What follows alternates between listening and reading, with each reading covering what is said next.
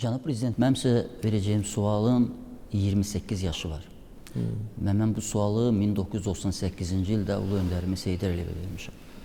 O sual yarımçıq idi onda. Heydər Əliyev nə qədər ətraflı cavab versə də hesab elədik ki, o yarımçıqdır bugün də. İndi mənim sizə verəcəyim sualla və sizin verəcəyiniz cavabla o sual da cavabda mükəmməl olacaq, bütöv olacaq. Və mənə elə gəlir ki, burada hardasa elə Ulu öndər Heydər Əliyev bizə qulaq asır. Sual onda belə idi. Bəlkə də 20% itirilmiş, əldən getmiş bir dövlətin vətəndaşının sualı biraz gülməli çıxır. Amma istənilən halda torpağa münasibətiniz necədir? Sizdən ötürü torpaq nədir? Ulu öndər onda suala cavabı belə başlamışdı. Torpaq çox geniş anlayışdır. Sonra izah eləmişdi, torpaq onun həyatında hansı rol oynayıb, hətta işğal altında olan torpaqlarımıza nə qədər əziz olduğuna da danışmışdı. Amma razılaşaq ki, torpaqlar işğal altında idi və bu sual tam Azərbaycan əhatə eləmirdi. İndi mən artıq bu sualı ərazi bütövlüyünü bərpa, dövlət suverenliyini təmin etmiş Müzəffər Ali Başkomandan İlham Əliyevə verirəm və əminəm ki, cavabdan Ulu öndərin ruhu da şad olacaq. Bilirsiniz, bizim hamımız üçün torpaq anlayışı ilk növbədə itirilmiş torpaqlarla bağlı idi. Çünki bu haqda sual işğal dövründə veriləndə hər birimiz itirilmiş torpaqlar haqqında düşünürdük və əminəm ki, cəmiyyətimizin əksəriyyəti inanırdı ki, biz bu torpaqlara qayıdacağıq. Düzdür, illər keçdikcə bu inam da tükənirdi və mən bunu hiss edirdim. 20-ci ilə qədər keçirdiyim keçmiş köçkünlərlə çoxsaylı görüşlər əsnasında. Mən hər zaman deyirdim ki, biz o torpaqlara qayıdacağıq, ərazi bütövlüyümüzü bərpa edəcəyik. Amma bəziləri görürdüm ki, gözlərindən hiss olunurdu ki, buna inanmırlar. Və onları da qınamaq olmaz, çünki 30 il ərzində torpaqları itirilmiş insanlar hansı hisslər keçirə bilər? Bu, başa düşüləndir. Ancaq mən daxilən hər zaman inanırdım ki, biz buna nail olacağıq. Birinci mərhələdə inanırdım ki, bəlkə də biraz sadəli idim. Sülh yolu ilə bunu həll etmək mümkün olacaq. Xarici tərəfdaşları inandırmağa çalışırdım.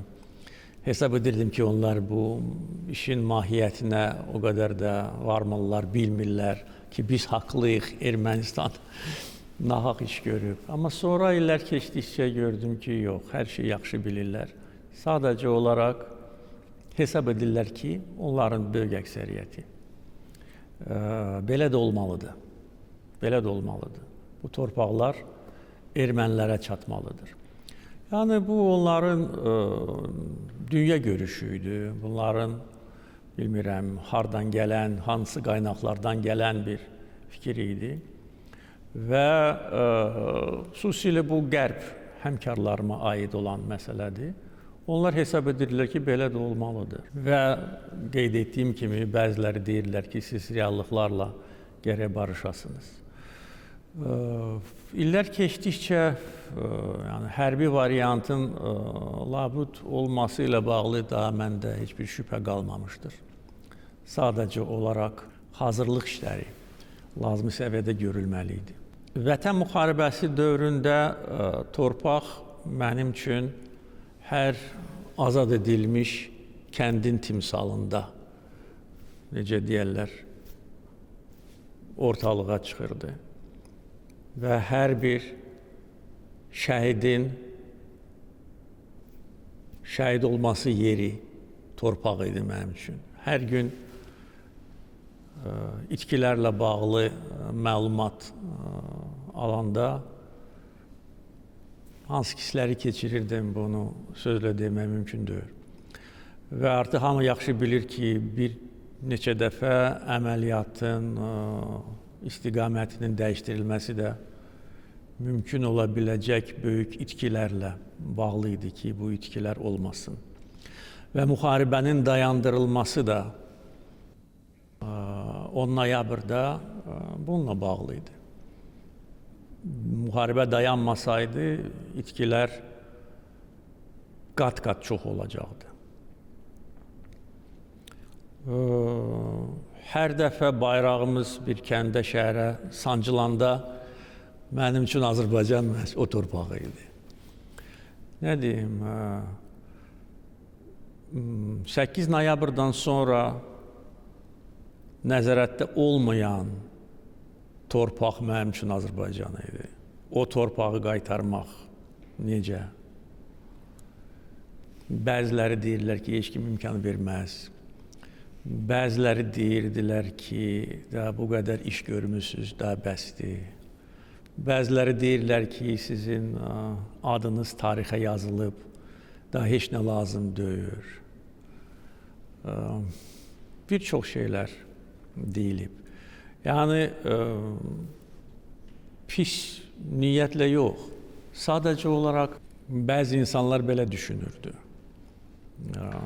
Mən də düşünə bilərdim ki, indi Şuşa bizdədir, müharibədə qalib gəlmişik, Ermənistanı məğlub eləmişik. Orada 2000 Rus zabiti, əskəri yerləşib. Qalsın sonraya. Bəziləri qalsın sonraya. Mən də elə düşünə bilərdim. Amma mənim üçün torpaq o idi, Azərbaycan o idi. Xankəndi idi, Xocalı idi. O da artıq azad olundu. İndi, necə deyək, torpaq deyəndə sözün düzü daha çox torpağın o keyfiyyətinə mən baxıram. Harada daha münbit torpaq var, harada yaxşı əkin aparmaq olar. Qarabağa gedəndə baxıram, görürəm, burada qara torpaq deyirəm, nə gözəl, məhsuldar torpaqdır. Artıq o torpaq anlayışı, yəni o zədəli, o yaralı torpaq anlayışı yoxdur. Bu da yaxşı haldır. Çünki artıq sülh dövrüdür, quruculuq dövrüdür. Biz bu dövrü yaşayırıq. Biz hamımız, cəmi 5 ay. Bunu bəlkə də heç axıra qədər dərk eləməmişik. Sülh şəraitində yaşamaq nə deməkdir? Amma eyni zamanda yenə də qayıdıram danışdığımız məsələyə. Hər an ayıq olmalıyıq, güclü olmalıyıq. Hər an öz torpağımızı müdafiə etmək üçün güclü olmalıyıq, hazır olmalıyıq və əminəm ki, bundan sonra heç vaxt bir qarış torpağımız heç kimin tapdağı altına düşməyəcək.